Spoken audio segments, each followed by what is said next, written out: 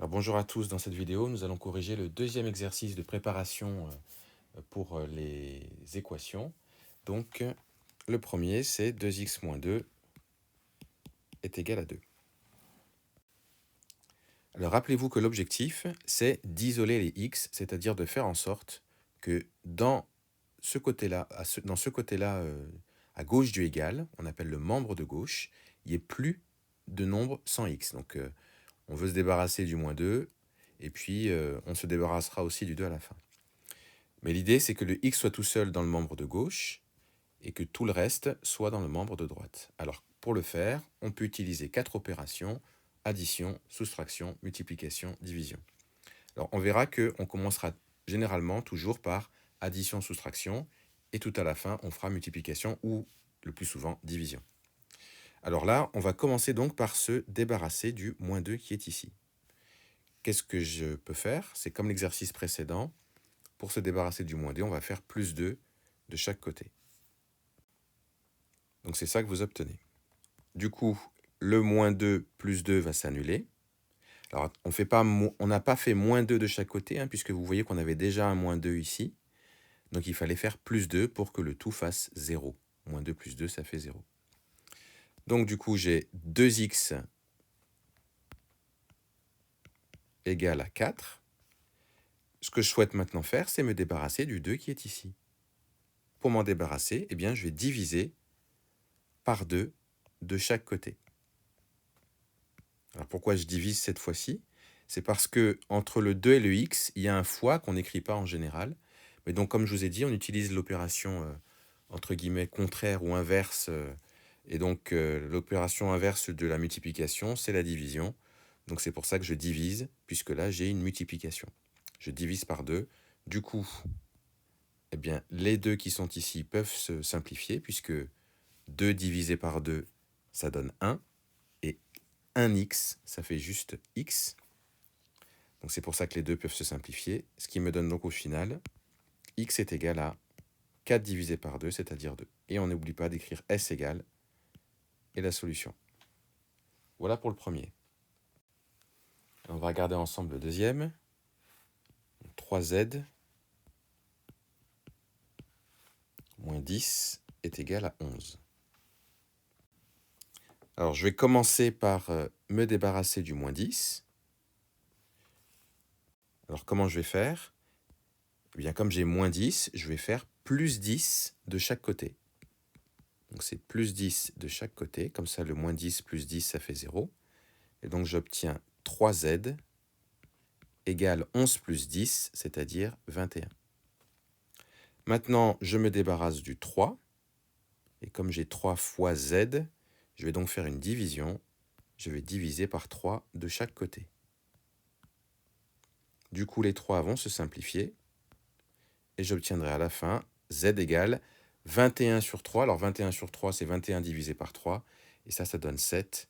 Donc, je peux écrire s égale 7. Voyons maintenant le troisième. Alors, le troisième, c'est un petit peu particulier. On a 1 moins y est égal à 0. Alors, comme tout à l'heure, ce que l'on cherche à faire, c'est d'isoler les y, donc que les y soient tout seuls dans le membre de gauche. Il faut que je me débarrasse du 1. Alors, 1, c'est pareil que plus 1, donc ce que je vais faire, c'est moins 1 de chaque côté. Donc, on va écrire moins 1 de chaque côté. Et là, attention, 1 moins 1, ça fait bien 0, mais on a bien un moins y. Le moins qui est devant y, là, il ne disparaît pas, donc on le laisse, moins y, qui est égal à 0 moins 1, c'est-à-dire moins 1. Maintenant, nous, ce que l'on veut, ce n'est pas moins y. Ce que l'on souhaite, c'est y tout seul.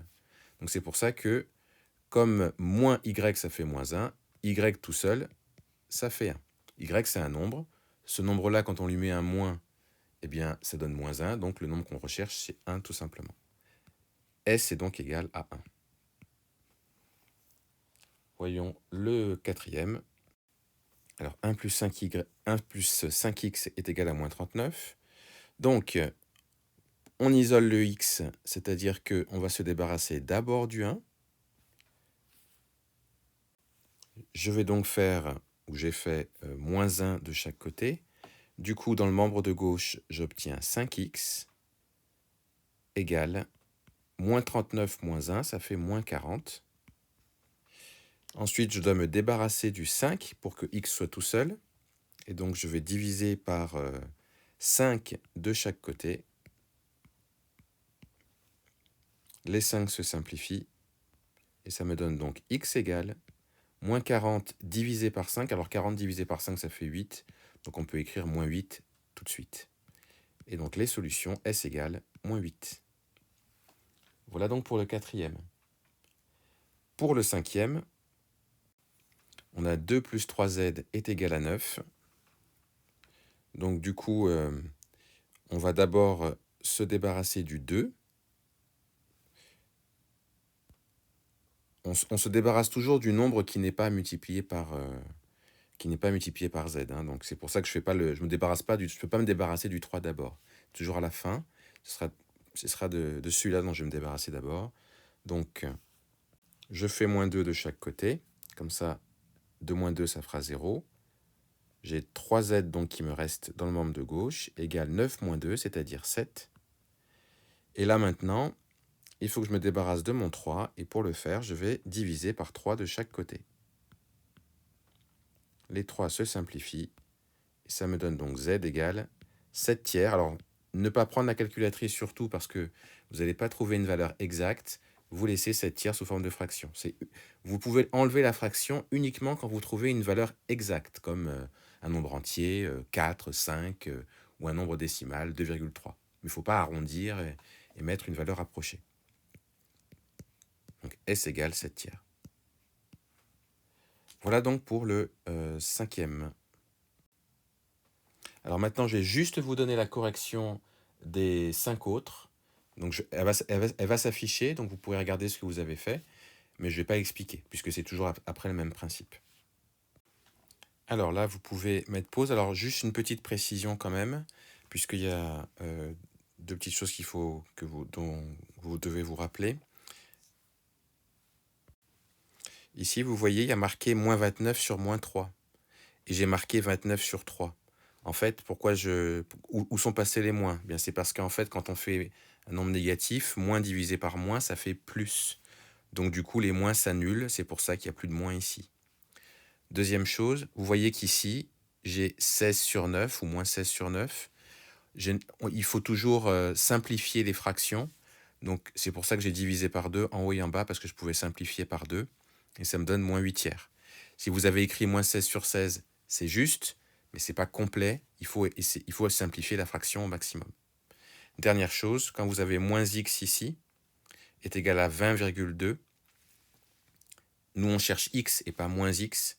Donc ça veut dire que x, c'est le contraire de ça. C'est l'opposé de ça, c'est-à-dire moins 20,2. C'est pour ça que c'est ça le résultat. J'ai d'ailleurs oublié de mettre un moins juste ici. Voilà. Donc vous pouvez mettre pause pour regarder dans le détail. Et puis ensuite, j'afficherai le corrigé du J. Alors voilà le J. Alors juste une petite chose aussi. Vous voyez qu'à la fin, on obtient un nombre. Ce n'est pas tout à fait une fraction, puisque pour que ce soit une fraction, il faut que les deux nombres ici soient des nombres entiers, ce qui n'est pas le cas pour 9,7. Donc pour que ce soit un nombre entier, ce que je fais, c'est que je multiplie par 10 ici et là. Et donc du coup, ça me fait 40 sur 97. Et 40 sur 97, c'est un nombre entier. Donc là, c'est bon. J'ai mes solutions. J'ai ma solution. Donc c'est 40 sur 97. Et voilà.